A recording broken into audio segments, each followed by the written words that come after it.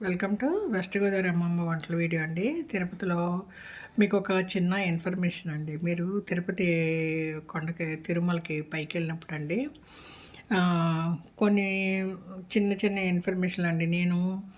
దీని ముందు నేను గమనించలేదు. మొన్న మా మనవడికి తులాభారం ఇవ్వడానికి గుర్తొచ్చిందండి.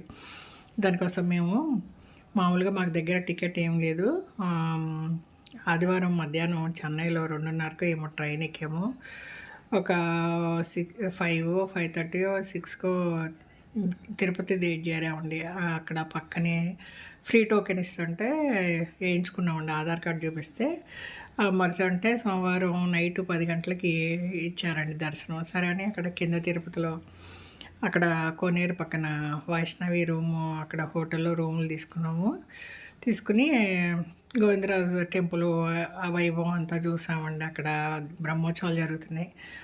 బాగా దేవుణ్ణి చూసి బ్రహ్మోత్సవాలను చూసి పక్కన ఎక్కడో టిఫిన్ చేసి రూమ్కి వచ్చి పడుకున్నామండి. పొద్దుట మళ్ళీ ఒక జీప్ మాట్లాడుకుని తిరుచానూరు వెళ్ళి వచ్చాము. కాసేపు రెస్ట్ తీసుకుని మళ్ళీ కొండకి వచ్చేసామండి. కొండకు వచ్చి అక్కడ తలనీలాలు ఇచ్చే దగ్గర మా మనోడికి తలనీలాలు ఇప్పించి స్నానం చేయించి ఇంకా లైన్కి వచ్చేసామండి. ఏంటంటే కొంచెం తొందరగా వెళ్తే అది 10 గంటలకు కదండి, సాయంత్రం అయిపోయింది. అప్పటికి లైన్లోకి వచ్చేసాము. చాలా చెక్కింగ్ అండి, బాగా విపరీతమైన క్రౌడ్. 10 గంటలకైనా మాకు 2-3 గంటల ముందే వదిలేరు. వెళ్తే చాలా చెక్కింగు అంతా. మా లగేజ్ కూడా చేతిలోనే పెట్టుకుని వెళ్ళామండి. కింద రూమ్ కాల్ చేసి వెళ్ళాము. ఆ పైన ఎక్కడో సామాన్లు లగేజ్ వేసామండి. మా వారికి కాలుకి వేలు ఆపరేషన్ అయింది షుగర్ వల్ల. దానివల్ల సాక్స్ వేసుకుని నడవడం, ఏదైనా గుచ్చుకుంటే మళ్ళీ సాక్స్ వేసుకుంటే అవి కూడా ఉండకూడదు అన్నారు. ఎలాగోలా ఇచ్చేసి లైన్లో వెళ్ళామండి. లైన్లో వెళ్ళాక ధ్వజస్తంభం దగ్గరికి వెళ్ళాక మా అమ్మాయి తులాభారం వేయించాలి పిల్లోడికి అని అక్కడ పక్కనే అండి. తులాభారం అంటే ఇప్పుడు మన ధ్వజస్తంభం ఉంటుంది కదా, మీరు ఆ పక్కనే కూర్చుని ఉంటారు తరాసు పెట్టుకుని. అక్కడ వెళ్ళి అక్కడ 3-4 ఆఫీసు స్టాఫ్ పనిచేస్తున్నారండి. వాళ్ళు చెప్తే వాళ్ళు ఎమ్మటే పిల్లోడిని ఒక వెయింగ్ మిషన్ మీద కూర్చోబెట్టారండి. దాని మీద వెయిట్ రాగానే అన్ని వెయిట్ ఉన్న డబ్బులు తరాజులో పెట్టారు.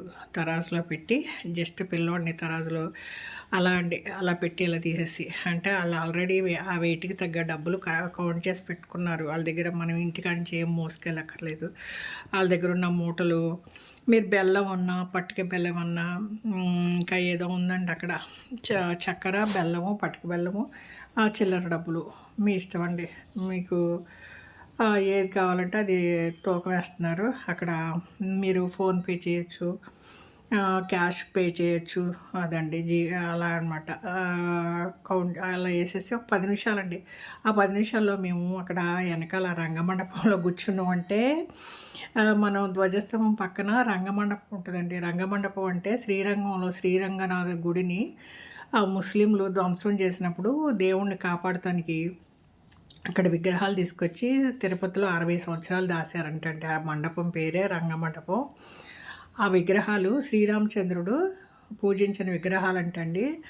లంకా దహనం అయిపోయినాక రాముడు విభూషణ్కి కానుకగా విగ్రహాలను ఇచ్చారంటండి. అది దేవతల సొమ్ము దానవుల చేతికి ఇవ్వకూడదని మళ్ళీ లంకకి వెళ్ళనివ్వకుండా విఘ్నేశ్వరుడు వాళ్ళందరూ అడ్డుకుని మళ్ళీ శ్రీరంగం నది ఒడ్డున స్థాపించేశారంటండి. అలాంటి పవిత్రమైన విగ్రహాలు అక్కడ ఉంటాయండి. ఆ రంగమంటపం దగ్గర కాసేపు ఎప్పుడూ వెళ్ళలేదు. మా ధ్వజస్తంభం నుంచే మనల్ని వెళ్ళనివ్వరు కూడా. ఆ తరాజులో పిల్లోడిని వేసే 10 నిమిషాలు ఆ మండపం మెట్ల మీద లోపల ఎంతో శిల్పకళ అండి. అక్కడ శేషవాహనాలు ఉన్నాయి. అవన్నీ చూసాం. తనైతే అయ్యో ఎంతో ఈ పిల్లోడి వల్ల మనం ఏదో లోపల మండపాల్లో అడుగు పెట్టగలిగామని. అంటే లోపలికి ఏమి వెళ్ళనివ్వరండి. ఆ మెట్ల దగ్గర చూసా లోపలికి చూసాము. శేషుడు మన విగ్రహాలండి ఏంటంటే 5 తల శేషుడు, అలా పెద్ద పెద్ద శేషవాహనం చిన్న శేషవాహనం కనపడతా ఉన్నాయి ఎదురుగా. తర్వాత అండి దేవుడి దగ్గరికి వెళ్ళిపోయాం. దేవుడి దగ్గరికి వెళ్ళాక మీరు 3 లైన్లు ఉంటాయండి. మీరు మిడిల్ లైన్లోకి వెళ్తే దేవుణ్ణి ఎక్కువసేపు చూడొచ్చండి. మీరు అటు సైడ్ ఇటు సైడు లైన్లో ఉంటే మిమ్మల్ని తొందరగా లాగి పడేస్తూ ఉంటారు. అది ఖాళీగా ఉండటం వల్ల అక్కడ వాళ్ళుంటారు గదండీ! వాళ్ళొచ్చేసి మిమ్మల్ని బయటికి నడిపిచ్చేస్తా ఉంటారు. మిడిల్‌లో ఉన్నవాళ్ళు రష్ ఎక్కువ ఉంటది గాబట్టి మెల్లిగా నడుస్తది. మనం నడవకపోయినా ఆళ్ళే తోసుకొని ఎళ్ళిపోతా ఉంటారు. దేవుడిని నేరుగా చూడొచ్చు, ఎక్కువసేపు చూడొచ్చండి. అలా మీరు బయటికి వచ్చాక ఆహ్, బంగారు బావి, ఉత్తర ద్వార దర్శనము, అక్కడ తీర్థం ఇస్తారండి. కొంచెం మెట్లెక్కగా ఆ తీర్థం అది తీసుకొని ఇలా వచ్చి గుడి వెనక్కొచ్చి, ఆ తర్వాత సైడ్ ఉండే మనం విమాన వెంకటేశ్వర స్వామిని కూడా దండం పెట్టుకొని, వరాహస్వామి దగ్గరికి ఏమి వెళ్ళనివ్వలేదండి. రష్ ఎక్కువ ఉండటం వల్ల ఆ మెట్లు ఎక్కనివ్వకుండా తాళ్ళు కట్టేశారు. ఇక్కడ ఒక అపచారం నేను చూసానండి. గుడిలో గుడి దర్శనం అయిపోయి, గుడి వెనక్కి వచ్చి మళ్ళీ ఇది చూస్తాం కదండీ! విమాన వెంకటేశ్వర స్వామిని చూసుకునే ముందు కొంతమంది పిల్లలు అక్కడ ఏదో గట్టులాగుంటే వరండాలో ఎక్కారండి. ఎక్కి ఏంటో చూస్తున్నారు, ఏంటో అరుస్తున్నారు. ఆ క్రౌడ్ అండి, విపరీతమైన క్రౌడ్ మొన్న 8వ తారీఖు. ఆ రాత్రి 11, 12, 1 దగ్గర దగ్గర అయిపోతుంది మా దర్శనం అయ్యేసరికి. ఆ పిల్లలు ఒక పిల్ల ఏదో కిరాటేసి గట్టిగా అరిసిందండి. నేను అనుకున్నాను ఈ గుడి మీదకేదో దేవుడికి సంబంధించి ఏమన్నా గ్రద్దలేమన్నా వస్తున్నాయేమో ఆటిలిని చూసి అరుస్తున్నారేమో అంటే ఆ పిల్ల ఆహ్, ఏ ఏంటో గిరాటేసిందండి. అదెచ్చి గుడికి గో గుడి ఆనంద నిలయానికి తగిలి ఆ డబ్బులు అది ఏసిన ఆ పిల్లేసింది కాయిన్ అండి. రూ. 10 కాయిన్ ఏదో గిరాటేసింది. అది ఎళ్లి కరెక్ట్‌గా ఆనంద నిలయానికి తగిలింది. ఆ పిల్లని చూసి ఆ పక్కనున్నోళ్ళండి ఆ పక్క నుండి ఆళ్ళు డబ్బులు గిరాటేయడం మొదలెట్టారండి. మా ముందోళ్ళు. ఇలాంటి డబ్బుల వర్షం. ఆ డబ్బులు గిరాటేయడం ఏంటంటే, ఆ దేవుడికి భిక్షేసినట్టు రూ. 10, రూ. 5 గుడికేసి కొడుతున్నారు. అది ఎంతో పవిత్రమైన దేవుడికి సంబంధించిన గోపురం అండి. దాని మీద డబ్బులు గిరాటేసి, అది గోపురంకి తగిలితే అది ఆళ్ళేదో పెద్ద సక్సెస్ అయినట్టు, మేమేదో సాధించినట్టు కెవ్వు కెవ్వున కేకలేస్తున్నారండి. అసల మా సెక్యూరిటీ వాళ్ళ అండి ఇయన్నీ ఏం గమనించట్లేదు. అంటే తొక్కుకోకుండా కొంచెం కొంచెంగా తాడు కట్టి మనుషుల్ని బయటకు వదులుతున్నారు గానీ, ఈళ్ళు డబ్బులేసి కొట్టేది ఆళ్ళంతగా గమనించలేదండి. గమనించలేదు. మనం చెప్పినా ఇనరండి. ఆళ్ళందరూ 25 ఏళ్ళు లోపు పిల్లల్లాగున్నారు. ఆడోళ్ళు, మగోళ్ళు ఉన్నారు అందులో. అందరూ జేబులోంచి చిల్లర తీసి ఆనంద నిలయం మీద టపటపా కొట్టేస్తున్నారండి. నాకు బాధేసింది. ఏమన్నా చెప్పినా ఆళ్ళు ఆ క్రౌడ్‌లో మన మాట ఇనిపించుకోరు.